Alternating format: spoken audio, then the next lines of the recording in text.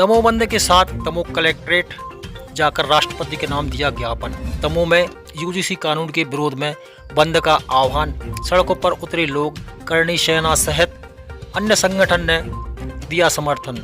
UGC कानून के विरोध में रविवार को सामान्य वर्ग के लोगों ने दमोह शहर बंद का आह्वान किया, जिसका व्यापक असर देखने को मिला। सुबह से ही बड़ी संख्या में महिलाएं और पुरुष सड़कों पर उतर आए, विरोध प्रदर्शन किया। विरोध प्रदर्शन के दौरान करणी सेना के सैकड़ों सदस्यों ने भी आंदोलन का समर्थन किया। सेना के आंदोलन का समर्थन सभी ने अस्पताल चौराहा पर एकत्रित होकर जोरदार नारेबाजी की।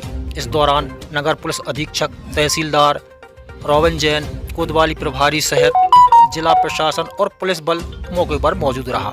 प्रदर्शनकारियों ने काला कानून वापस लो, जय श्री राम और जो हमसे टकराएगा चूर चूर हो जाएगा, मुर्दाबाद जैसे नारे लगाए। इसके बाद रैली घंटाघर पहुंची, जहां जमकर विरोध प्रदर्शन किया। सभी समाजों के प्रतिनिधियों की सहमति के बाद रैली कलेक्ट्रेट की ओर रवाना हुई, जहां अलग अलग समाजों के लेटर पैड पर महामहिम के संबंध में आप क्या कहना चाहते हैं? ज्ञापन दिया। केंद्र सरकार के द्वारा यूजीसी जानकारी देते हुए काला कानून जो सामान्य वर्ग और मैं तो कहूँगा संपूर्ण हिंदू वर्ग पर थोप दिया है, जिससे देश में अंतःकलह गृहयुद्ध की और अग्रसर होगा देश। इसके विरोध स्वरूप आज समस्त सामान्य वर्ग की जातियों के द्वारा, समस्त सकल हिंदू समाज के द्वारा दमोह बंद किया गया है और ऐसे ही संपूर्ण भारत वर्ष बंद है आज। और हमारी सरकार से मांग है तत्काल ये काला कानून वापस लिया जाए, ताकि देश में को गृह युद्ध से बचाया जाए। इस तरह के काले कानून स्वीकार नहीं होंगे और अभी तो ये शांति प्रिय तरीके से हम लोगों ने बंद का आह्वान किया था। यदि तत्काल यह काला कानून वापस नहीं होता तो इसके दुष्परिणाम शासन प्रशासन को भोगने पड़ेंगे और उग्र आंदोलन होगा तो सवर्ण समाज सामान्य वर्ग के सभी लोगों के साथ होगा। क्या नाम है आपका? मनोज देवलिया।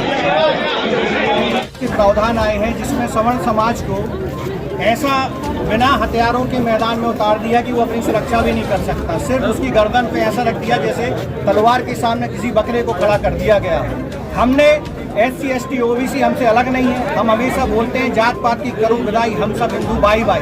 लेकिन जिस तरीके से यूजीसी के कानून में ये प्रावधान लाया गया है कि अगर किसी सवर्ण समाज के व्यक्ति की शिकायत दर्ज की जाती है तो उसको अपनी सुनवाई करने का अधिकार ही नहीं है, और अगर शिकायत गलत पाई जाती है तो उसके ऊपर कोई कार्रवाई ना हो।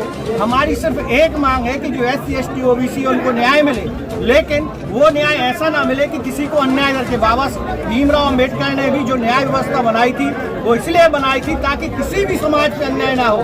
कभी बाबा साहब ने ये भी नहीं कहा कि किसी समाज को अन्याय देके अपना पोषण करो। जिस तरीके से इस समिति में माननीय दिग्विजय सिंह इस समिति के अध्यक्ष रहे, इंदिरा जयसिंह ने एक पिटीशन लगाई जिसमें 4 करोड़ 20 लाख जो पूरी यूनिवर्सिटी में छात्र, उसमें से 0.0018% के लोगों की शिकायत दर्ज की गई। लेकिन इसको इतना बड़ा विषय बना दिया गया कि आज पूरे देश में अराजकता का माहौल है।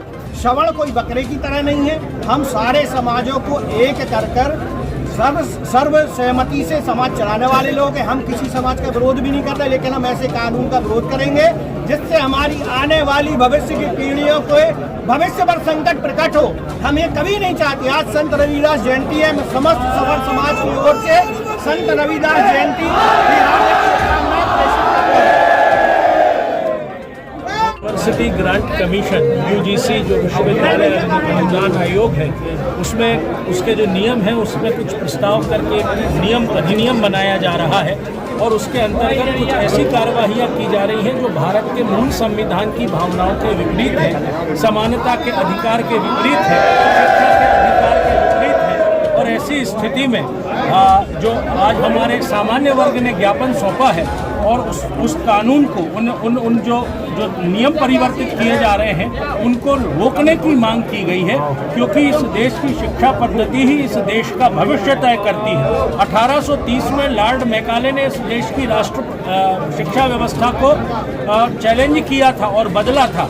उसके बाद हिंदुस्तान में जो परिवर्तन आए थे उनके परिणाम आज हम भोग रहे हैं। और अगर आज हम इस तरीके से कोई परिवर्तन, इस तरीके के कोई कानून बनाते हैं तो आने वाले समय में देश में अराजकता की स्थिति बनेगी, शिक्षा का स्तर निश्चित तौर पर गिरेगा, देश में बौद्धिक और चिंतनशीलता का जो एक वर्ग है उसमें उदासीनता आएगी और जिस देश का बौद्धिक वर्ग बैठ जाता है उस देश की उन्नति अपने आप रुक जाती है। मैं निवेदन करता हूँ वर्तमान हुक्मरानों से कि इस कानून पर फिर से एक बार विचार करें, इसे वापस लें। माननीय सुप्रीम कोर्ट ने अभी इस पर स्टे किया है, लेकिन बात स्टे करने की नहीं है।